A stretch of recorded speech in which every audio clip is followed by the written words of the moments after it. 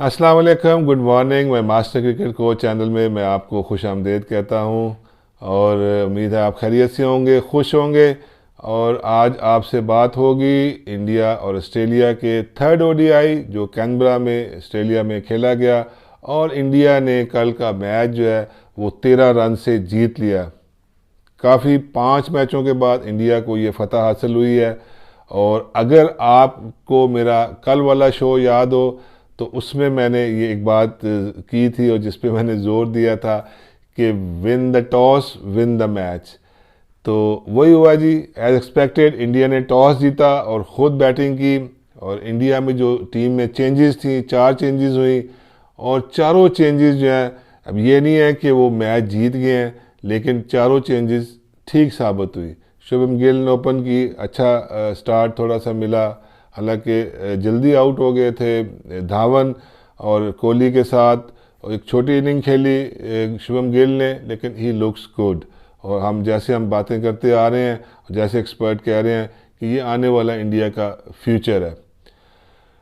लेकिन कल की जो बैटिंग थी उसमें एक ही चीज़ जो है ना वो सबसे इम्पोर्टेंट थी, वो थी जडेजा और पांड्या की इनिंग्स के ऊपर। उसके ऊपर मैं बात करूंगा ज़्यादा। और क्योंकि जिस तरह की कल पांड्या ने बैटिंग की और फिर जडेजा ने बैटिंग की, एक स्टेज पे ऐसा लग रहा था कि शायद इतना बड़ा स्कोर ना हो सके। और किसी ने कल मुझे सवाल भी किया, जी कोहली बहुत स्लो खेल रहा है और कोहली की वजह से दूसरे एंड पे विकेटें गिर रही हैं। तो वो हर बंदे की अपनी सोच है, ऐसा नहीं है।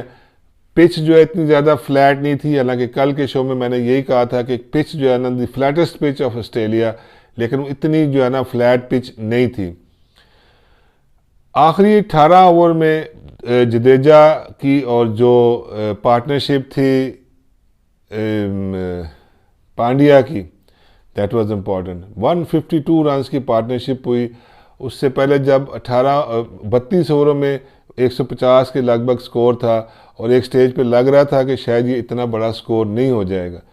लेकिन कल की जो इनिंग्स की जो ख़ास बात मुझे जो है ना अच्छी लगी, वो Pandya, the way Pandya played. Pandya जिस तरह की कल की इनिंग्स खेला है, वो नहीं लग रहा था कि ये ऑलराउंडर वाली इनिंग है। वो लग रहा था जैसे ये प्रॉपर स्पेशलिस्ट बैट्समैन खेल रहा है। तो that was the good thing जो है ना कल वो जो हुई है, कि वो बिल्कुल ऐसे लग रहा था कि ये बिल्कुल एक, और जडेजा भी ऐसे लग रहा था कि प्रॉपर बैट्समैनों वाली जो है ना माइंड सेट के साथ और उनके स्टाइल के साथ वो दोनों खेल रहे थे। प्रॉपर इनिंग्स को लेते हुए गए और फिर एंड में जाके then there was no choice, और आखिरी 5 ओवरों में फिर उन्होंने 76 रन बनाए और एक इंडिया को 300 क्रॉस करने के अंदर वो मदद की। ख़ास जो मैंने चीज़ यही की कि दोनों मुझे जो है ना बिल्कुल प्रॉपर क्रिकेटिंग शॉट्स खेली, और फिर एंड में जो दोनों से रिक्वायर्ड था, हालांकि एंड के जो 5 ओवर थे उसमें ज़्यादा जो है ना वो जडेजा ने रन किए हैं, लेकिन जो पांड्या की 92 इनिंग्स थी और जिस तरह वो इनिंग्स को बिल्ड करके लेके आया था, it was a share class. और उसने जितनी भी जो है ना उसके जो है क्रिटिक्स थे उनको बताया कि भाई अगर मैं बॉलिंग नहीं कर सकता but with the bat I am also good. और उसने अपने कैरियर की जो है ना वो बेस्ट जो है ना इनिंग्स खेली। कल जो है वो कैरियर बेस्ट भी किया, हाईएस्ट उसका जितने ओडीआई के अंदर। और लेकिन मेरे ख्याल में उसकी ये कल की इनिंग जो थी वो कैरियर की बेस्ट इनिंग थी। और फिर जो है ना कोहली ने जिस तरह की मैं आपसे पिच पे बात कर रहा था कि जो पिच थी वो बिल्कुल इतनी ज़्यादा ठीक नहीं थी। अगर कोहली स्लो खेला, 50 बॉलों के ऊपर उसने कोई बाउंड्री भी नहीं लगाई थी। और इसी तरह फिर ज़ाहिर दूसरे एंड से भी जो है ना वो काफ़ी उसको इस चीज़ का फ़र्क पड़ा।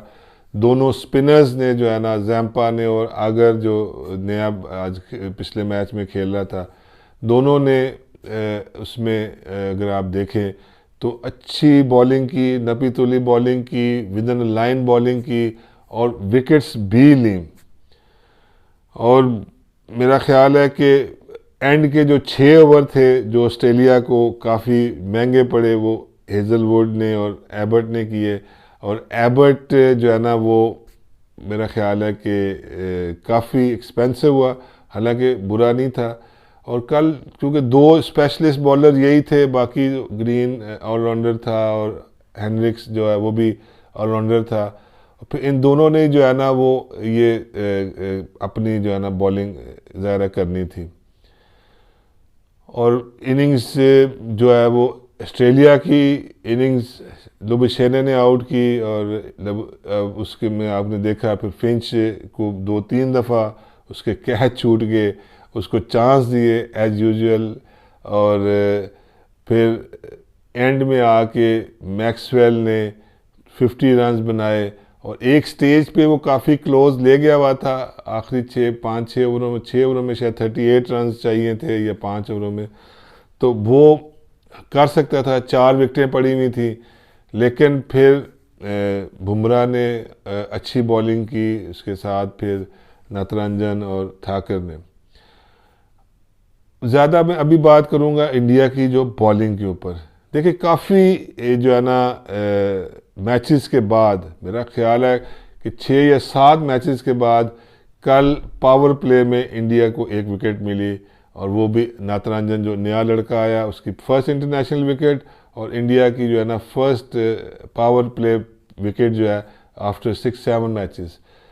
तो ये कल एक अच्छी शुरुआत थी, और फिर क्यों इंडिया रिस्ट्रिक्ट करने में कामयाब हुआ कि ऊपर से जो है ना विकेटें जो हम कह रहे थे वो मिली, और ठाकर ने, बुमराह ने और नटरंजन ने, देखिए इन दोनों तीनों ने 7 विकेटें जो है ना वो शेयर की है। नटरंजन ने 2 आउट किए, ठाकर ने 3 आउट किए, बुमराह ने 2 आउट किए, और कुलदीप ने भी अच्छी बैटर बॉलिंग की है। जडेजा ने भी 1 आउट किया, लेकिन जडेजा ने भी, और इसीलिए जो है ना ये डिफेंड करने में कामयाब हुए। लेकिन असल चीज़ जो है दैट इज़ द विकेट्स। अगर आपको विकेटें मिलती रहेंगी तो प्रेशर जो है ना बिल्ड होता रहेगा, जो कि पिछले मैच के अंदर, जो पिछले 2 मैचेस हुए हैं उसमें, क्योंकि ऊपर से विकेटें नहीं मिल रही थी, और मिडिल ऑर्डर में भी जब स्पिनर आता था तो ज़्यादा आप आउट नहीं करते थे, जिसकी वजह से आपको एक लंबा टोटल जो है ना वो चेज़ करना पड़ा पिछले 2 ओडीआईज में। आज 302 रन्स, लग रहा था कि कोई बहुत ज़्यादा स्कोर नहीं है, लेकिन क्योंकि उन्होंने मेक शिफ्ट ओपनर था लुबशेन, इसलिए मुझे नहीं लग रहा था। फिर बीच में जो हेनरिक्स, ग्रीन्स और ये कोई इतने ज़्यादा वो नहीं थे। ज़्यादा डिपेंडिंग जो कल डिपेंड कर रहे थे वो फिंच के ऊपर और स्मिथ पे थे, और कल के मैच में एट लास्ट अर्ली विकेट जो है ना स्मिथ की गिरी, और ठाकर ने उसे आउट किया। ठाकर के ऊपर मैं थोड़ी सी बात करूंगा कि मुझे लग रहा है कि ये ओडीआई का एक बड़ा सेंसेशनल पैकेज बन सकता है, और इंडिया के लिए आगे जाके ओडीआई क्रिकेट के अंदर जो है ये लंबा खेल सकता है। इसने विकेटें भी ली, और तीनों अच्छे उसने जो है ना आउट किए। और कल के मैच में लास्ट देखा होगा कि बुमराह ने भी जो है ना वो कम बैक किया। बुमराह ने जिस तरह के शुरू में और एंड में ओवर किए, दैट शोज़ कि बुमराह की जो वाइज नंबर 1 बुमराह की जो क्लास है।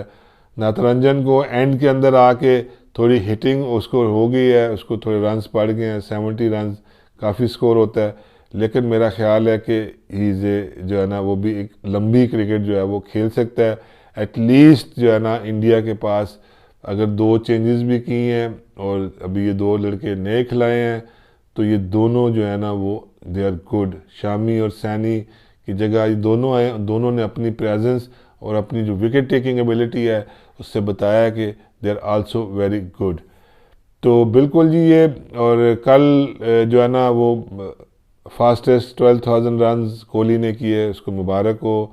और इस नंबर 1 दुनिया जो जिसने कम मैचेस के अंदर 12,000 वनडे क्रिकेट में रन्स जो है ना वो बनाए हैं, और जो कि मेरा ख्याल है कि हालांकि इस पूरे साल में कोहली का जो 2020 का जो साल है 2020 का, ये विदाउट स्कोरिंग एनी ओडीआई जो है ना वो सेंचुरी ये जाएगा, क्योंकि अब ओडीआई क्रिकेट अब आगे होनी नहीं है इंडिया की। तो इसलिए इसका ये पूरे साल में ऑन एंड ऑफ साल था, आपको पता है कितनी क्रिकेट हुई, काफ़ी अर्सा बीच में गैप आ गया, लेकिन इन होल अगर कभी कोहली अपने कैरियर में याद करेगा कि 2020 ऐसा साल था जिसमें मैंने कोई भी जो है ना वनडे में 100 नहीं स्कोर किया। तो एक जो कोहली के हवाले से बात करूंगा कि हेजलवुड ने कोहली को तीसरी दफ़ा फिर इस मैच के अंदर आउट किया, और अगर आप देखें तो जो मैं देख रहा था कि ये क्यों आउट हुआ, तो वो जाहिर है कि उसको जो बाउंस थोड़ा सा है, क्योंकि उसको पहले मैच में निकल के खेला, पुल मारा, बॉल तेज़ आया, आउट हो गया, फिर अगले मैच में भी पुल शॉट मारा, और कल भी फिर निकल के वॉक करके खेला और वो शॉट उसको रोकना पड़ा, और एक्स्ट्रा बाउंस से थोड़ा सा बॉल आया और वो उसका एज ले गया। तो ये था जी आज।